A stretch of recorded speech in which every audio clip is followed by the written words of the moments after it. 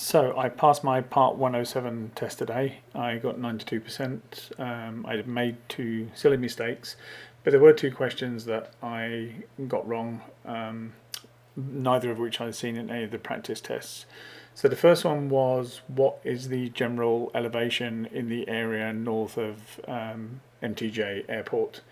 I was looking at the elevation of peaks and looking for anything else I could find that would give me a hint. Turns out it was that big blue number with the red arrow next to it. I'd completely forgotten that those were elevation numbers, so it's something you might want to remember when you come to take the test. As I say, I don't recall seeing it in any of the practice tests. Well, the second question that I got wrong was to do with the bank angle and the load on the wings. So the question was something like, at what turn bank angle does the load factor become significant? And the three options were 15 degrees, 30 degrees and 45 degrees. The problem is significant is totally subjective. I was going to choose 30 degrees, but then I thought maybe it's a trick question that any load factor is significant, so I chose 15 degrees and got it wrong. I asked the proctor afterwards, and he didn't know the answer either, so I'm guessing it's probably 30 degrees, but it could be 45. Again, it's subjective, so it's really anybody's guess.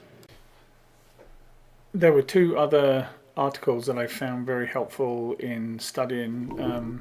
I think, like everyone, I found classy airspace confusing, and when I read this article on BOLD method, it really helped me understand it. And for me, the big aha moment was it's exactly like a regular upside down wedding cake. As you can see in this screenshot, it can start at the surface and go up to 700. It can then go up to 1200, and then anything outside that is class G. So it really did help understand it.